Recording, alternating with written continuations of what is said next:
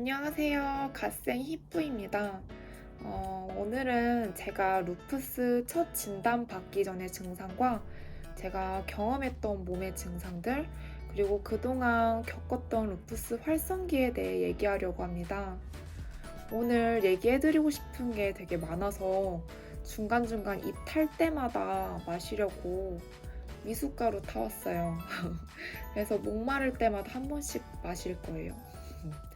그래서 먼저 저는 2013년도에 진단을 받았고요.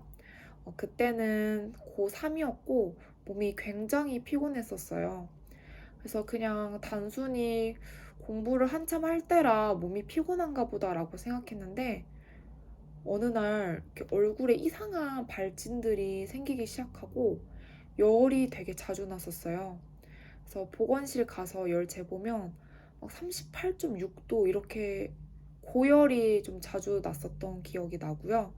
그리고 발진도 이렇게 여드름 같은 흔한 뾰루지 트러블 같은 모양이 아니라 어디 막 물린 것처럼 진하고 큰 발진 모양들이 여러 개가 났었어요. 그래서 처음 보는 이상한 모양이었어요. 그래서 동네 피부과를 갔었는데 이제 스테로이드 연고만 주고 원인도 이렇게 정확하게 알려주지 않으셨고 딱히 큰 도움도 되지 않았어요. 그래서 한두 곳 더 병원을 가보다가 어떤 병원에서 이제 의뢰서를 써줄 테니까 대학병원을 가보라고 하더라고요. 그래서 지방 대학병원 피부과로 먼저 가게 되었고 류마티스 내과로 연계를 해줬어요. 류마티스 내과에서 본격적으로 자가 면역 질환 항체 관련해서 여러 가지 피검사를 하게 되었고 몇 주 뒤에 저는 전신 혼반성 루푸스라는 듣도 보지도 못한 질환을 진단을 받게 됩니다. 그때 저는 19살이었고요. 교수님은 완치가 불가능한 질환이라고 설명을 해줬던 게 되게 기억에 남아요. 그래서 집 가서 막 인터넷 검색하고 괴로워하면서 맨날 울고 그렇게 하루하루를 지냈던 기억이 나요. 그래서 아직 20살도 안 됐는데 나을 수 없는 병에 걸렸다는 게 되게 비참하잖아요. 너무너무 힘들었었어요. 왜 하필 나한테 이런 일이 생기고 원인은 대체 뭘까 생각해봤지만 알 수 없었어요. 왜냐하면 이 질환의 원인은 밝혀진 게 없거든요. 네, 그렇게 시간이 흘러서 저는 대학생이 되었고 대학교를 다니면서 아무래도 술자리들이 막 생기다 보니까 술을 먹기 시작했어요.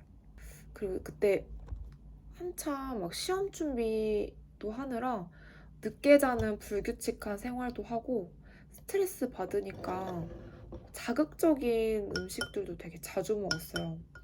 그래서 그때 특히 불닭볶음면이랑 엽떡 이런 거 되게 자주 먹었거든요.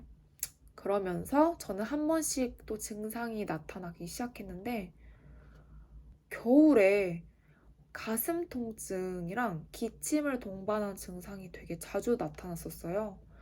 그래서 날씨가 추워지면서 그냥 근육통인가 보다 했는데 이게 누울 때 막 가슴을 부여잡아야 할 정도로 엄청 숨도 차고 흉통이 너무 심하더라고요.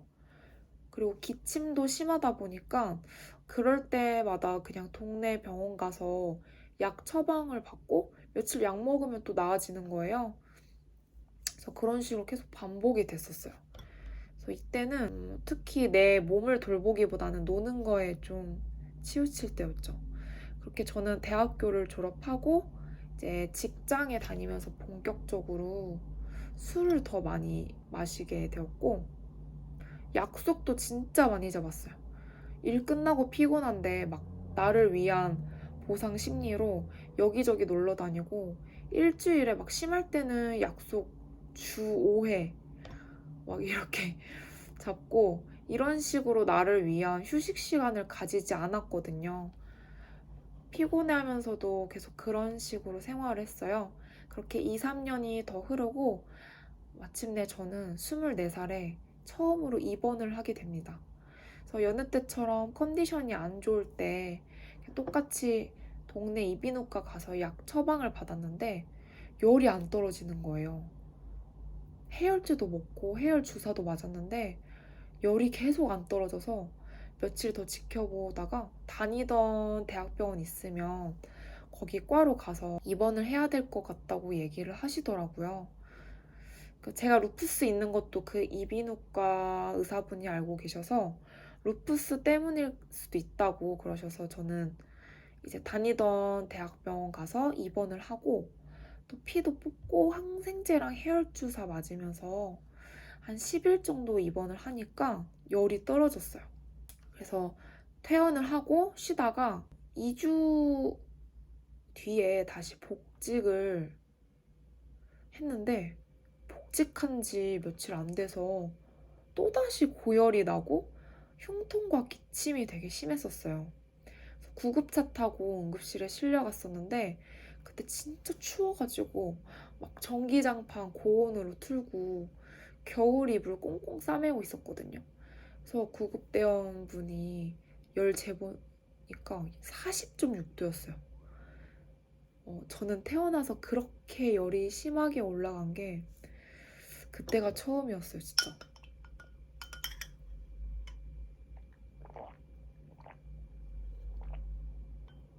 이때는 제가 다니던 대학병원이 아니라 타지에서 살고 있었기 때문에 이제 다른 대학병원 응급실로 가서 두 번째 입원을 하게 되고요. 여기는 병원이 너무 작아서 류마티스 내과가 작았었어요. 그래서 어떻게 하다가 서울에 있는 상급 대학병원으로 옮겨서 세 번째 입원을 하게 됐어요. 진짜 버라이어티 했었죠. 그래서 그때 또 모든 검사를 다시 했어요. 이게 병원을 전원하게 되면 처음부터 끝까지 모든 피 검사와 여러 가지 검사들을 하게 되더라고요. 그래서 피도 뽑고 CT, MRI, PET-CT 등등 할 수 있는 검사를 다 했는데도 열의 원인을 못 찾는 거예요. 근데 마침내 3주 만에 진짜 3주 만에 결과가 나왔어요. 저는 이제 루푸스의 심장 침범이라는 소견이 나왔고요. 루푸스가 활성화되면서 장기를 침범한 거예요. 저번 영상 때 말씀드렸듯이 루푸스는 몸의 여러 부분들을 공격할 수 있는데 심장이라는 장기를 침범하면서 심막염과 심근염이 생긴 거예요. 그래서 심장을 싸고 있는 막에 물이 차고 염증이 심해지면서 심장이 잘 뛸 수 없게 만드는 거예요. 그래서 생명에 지장이 갈 수 있을 정도의 위험한 단계까지 간 거죠. 그래서 그때 이제 실제로 교수님도 저한테 했던 말이 죽다 살아난 거라고 하시더라고요. 그때 처음으로 저는 죽음이라는 게 생각보다 가깝구나라는 걸 느꼈어요. 24살에. 그래서 이때는 고용량 스테로이드 충격 요법과 사이톡산이라는 항암 주사까지 맞아서 겨우겨우 루푸스를 잠재울 수 있었어요. 그래서 엄청나게 활성화되어 있는 루푸스를 강한 약물로 이제 면역력을 최대한 낮춰서 잠재우는 거죠. 그래서 이 치료들은 부작용이 엄청 심해서 제가 이 부작용을 이겨내는데도 마음고생을 되게 많이 했었어요. 그래서 어떤 부작용을 겪었는지는 다음에 정리해서 업로드할 예정이에요. 그래서 어쨌든 이런 강한 치료로 다시 열이 오르지 않았고 저는 40일 만에 퇴원을 할 수 있었어요. 그래서 저도 제가 이렇게 길게 입원해 있을 줄은 몰랐거든요. 그래서 몸무게가 이때 10kg 정도 빠졌었어요. 진짜 할머니 살처럼 흐물흐물해졌고 40일 만에 급격히 살이 빠지다 보니까 걸을 때마다 관절통도 심하더라고요. 정말 퇴원하고 나서 최대한 많이 걷고 건강한 식단으로 이렇게 새끼 꼬박꼬박 먹고 하면서 원래의 모습으로 돌아가려고 되게 다양한 노력들을 했던 것 같아요. 그래서 지금까지 이렇게 저희 루푸스 활성기에 대해 얘기해 드렸는데요. 이렇게 저는 처음에 장기 침범이 없는 가벼운 경증의 루푸스였고 저의 나쁜 습관이나 몸을 해치는 습관의 반복으로 장기 침범의 중증 루푸스까지 겪게 되었습니다. 일상생활을 회복하는 데 오래 걸렸고 지금은 하고 싶은 거 하면서 비교적 건강하게 잘 보내고 있는데요. 앞으로는 제가 어떻게 건강하게 관리하고 있는지 많이 보여드리고 싶어요. 오늘 제 영상 봐주셔서 감사드려요. 다음에 또 만나요.